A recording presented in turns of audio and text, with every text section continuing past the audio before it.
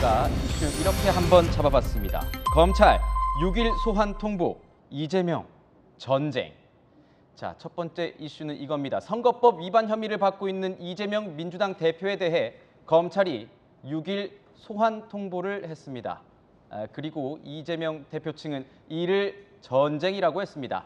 그런데 이번 사건은요, 좀 이례적이라는 이런 얘기가 나오고 있습니다. 이런 게 왜 그러냐?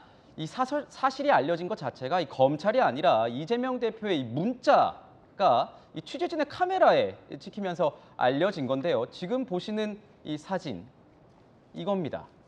자, 전용기 의원께 지금 여쭤보겠습니다. 이 대표가 원래 휴대전화에 이제 보호필름도 붙였다 이런 보도도 나오고 있었고, 또 문자가 정말 지금 또 선명하게 잘 보이는 상황이에요. 최근 권성동 원내대표 내부 총질 문자 노출 사건도 있어서 이재명 대표가 성격상 되게 조심하지 않았을까 이런 얘기도 나오고 있는데 일각에서는 그래서 일부러 노출한 것 아니냐 이런 얘기도 나오는데 어떻게 보십니까?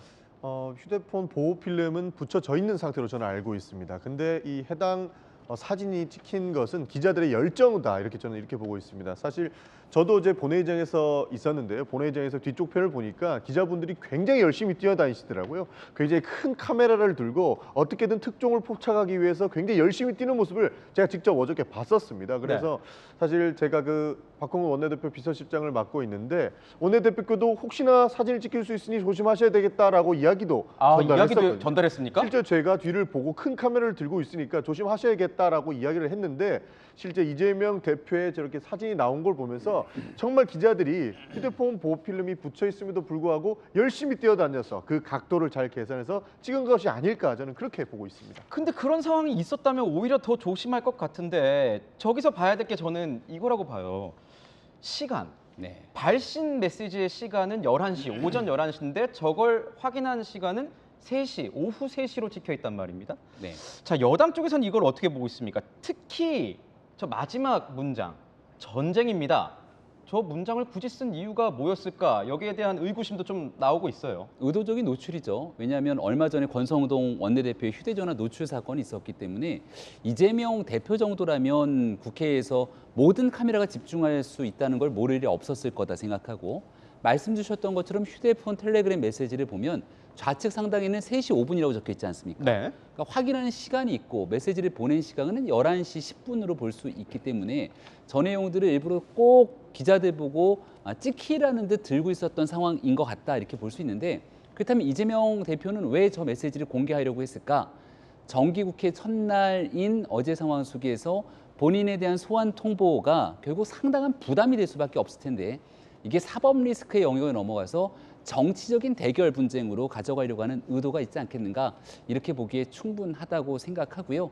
하지만 이 정치적인 문제를 아무리 끌고 가려고 하더라도 공직선거법 위반에 관한 공소시효가 이제 얼마 남지 않은 것 아니겠습니까?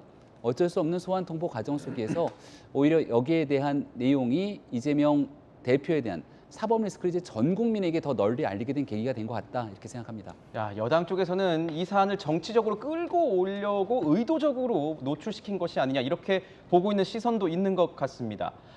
검찰 역시 뭐 이재명 대표가 야당 대표, 제1야당 대표로 선출된 지 사흘 만에 소환 통보를 하는 건 부담 있지 않았을까 싶습니다. 시간을 더 끌 수 없었던 이런 측면이 있었던 것 같은데 그게 이 단기 공소시효 이것 때문이죠. 네, 그렇습니다. 일단 공소시효는 해당 선거가 끝난 선거범죄 같은 경우는 해당 선거가 끝나고 나서 6개월까지입니다. 그러니까 지금 저기 얘기하고 있는 백현동이나 대장동 관련해서 허위 사실 공표는 다 대선과 관련된 거 아니겠습니까? 그러니까 대선이 끝난 지 6개월이 되는 9월 9일이 되면은 이제 공소시효가 다 만료가 됩니다. 그래서 이제 마감하기 전에 그래도 이재명 대표를 불러서 최종적으로 소명을 듣기 위해서 9월 6일로 소환 날짜를 잡은 것 같고요. 그러니까 이게 뭐 정치 공세다 이런 말씀 하시지만은 검찰 입장에서는 그럴 겁니다. 불러도 뭐라고 하고 안 불러도 뭐라고 합니다. 과거에 이제 정경심 교수 같은 경우에도 뭐 부르지도 않고 왜 전격 기소하냐라고 하고 또 이번에도 만약에 이재명 대표 측에 마지막으로 소명 기회 안 주고 기소했다 그러면 그거 가지고도 뭐 야당 대표 탄압이네요라고 했을 겁니다. 그런 상황이라면 아마 수사기관에서도 그냥 전공법으로 원칙대로 하자. 뭐 야당 대표가 특권층은 아니지 않느냐라고 해서 이런 결정을 한 걸로 그렇게 보입니다. 그렇군요. 자, 허위 사실 논란이 된 이 이재명 대표의 대선 당시 발언 저희가 모아봤습니다. 한번 같이 보시죠.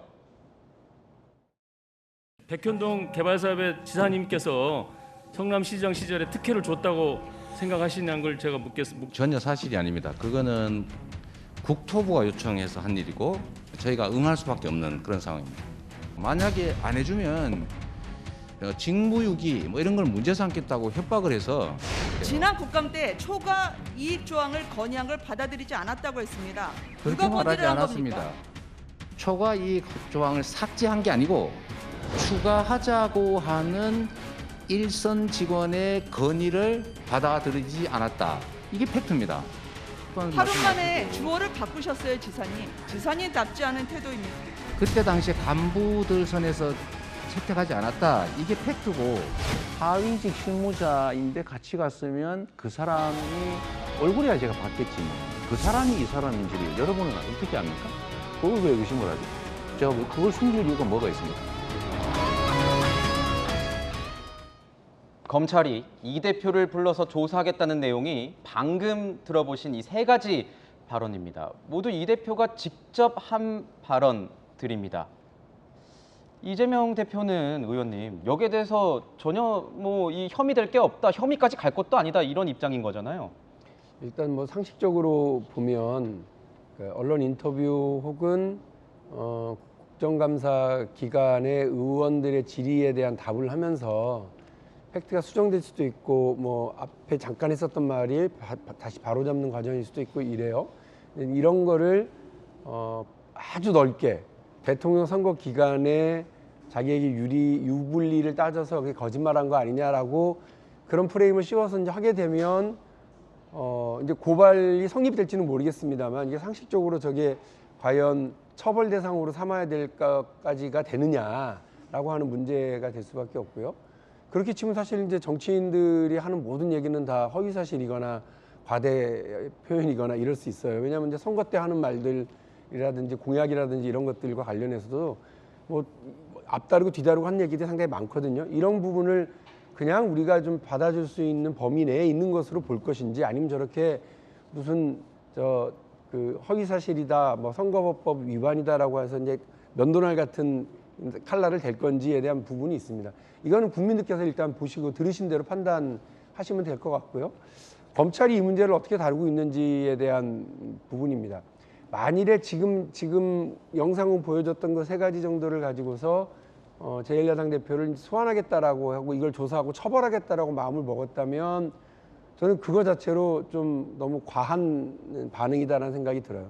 그러나 아까 잠깐 검찰의 한 입장으로 나온 것처럼 아니 이게 어쨌든 사건을 9월 9일 이전에 처리를 해야 되고 처리를 하자니 본인의 소명을 들어야 되는 것이라고 한다면 이해가 될 수는 있습니다만 보통은 서면으로 끝나거든요. 그러니까 서면으로 하고 이게 본인들이 이 부분에 대해서 굳이 뭐 불러서 하지 않아도 된다라고 판단이 되는 정도면 네. 서면으로 끝나는데 굳이 지금 부르겠다라고 통보를 했다는 거 아닙니까? 이 문제와 관련해서는 검찰이 지금 저 세 개만 가지고 하는 건지 아니면 다른 뭐가 의도가 있는지는 저희는 알 수가 없고 검찰은 뭐 그 무슨 계획이 있는지 모르겠습니다만 지금 저거 사안 정도를 가지고 이른바 불러서 포토라인에 세우겠다라고 하는 건 검찰로서는 상당히 무리한 어떤 수사 계획 아니냐 이런 생각이 듭니다. 무리한 수사 기획 아니냐 이렇게 말씀 주셨습니다. 그러니까 야당에서는 이런 얘기를 하고 있는 겁니다. 지금 권력형 비리 의혹도 아니고 공개된 자리에서 한 발언, 정치인의 발언 가지고 이렇게 검찰 소환 조사를 하겠다는 건 뭔가 망신주기식 아니냐 이런 식으로 지금 반발을 하고 있는 건데 그렇다면 이 문자를 어제 본회의장에서 확인한 이 대표의 반응은 어떤지 궁금하군요. 현장 가보겠습니다. 검찰이 소환 통보했는데 입장 어떠신지 한마디만 좀 부탁드리겠습니다.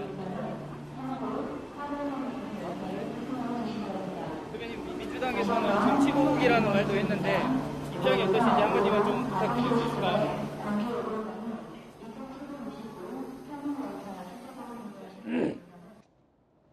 지금 보면 이재명 대표 원래는 기자들 만나면 같이 질의응답도 잘 주고받는 그런 스타일로 알려져 있는데 전혀 말을 하지 않고 아끼고 있는 이런 모습을 저희가 확인할 수 있었습니다. 제1야당 출신의 당대표가 경찰 포토라인에 서는 일, 뭐 본 적이 저는 없는 것 같긴 한데 그렇다면 이재명 대표가 지금 꼭 소환 조사에 응해야 되는 겁니까? 아니면 안 가도 되는 겁니까? 어떤 상황인 겁니까? 뭐 사실 그 피의자 신문이 강제성이 있는 건 아닙니다. 그러니까 꼭 안 가도 되는 것이고요. 다만 안 가게 되면은 뭐 체포영장 발부 같은 것들이 가능한 그런 뭐 이론적으로는 그런 이론적으로, 상황이지만, 뭐 이재명 대표에 대해서 체포영장 뭐 하고 그러겠습니까? 그리고 공소시효 자체도 얼마 남지 않은 상황이기 때문에 그리고 지금 또 회기 중이라 그렇죠. 불체포 네, 특권도 불체포 있으신 특권이 그런 상황이고 그러니까 아마 이제 최종적으로 소명의 기회를 부여하고 본인이 불출석한다고 하면 뭐 불출석하는 대로 기소 여부를 결정하지 않을까 싶고요.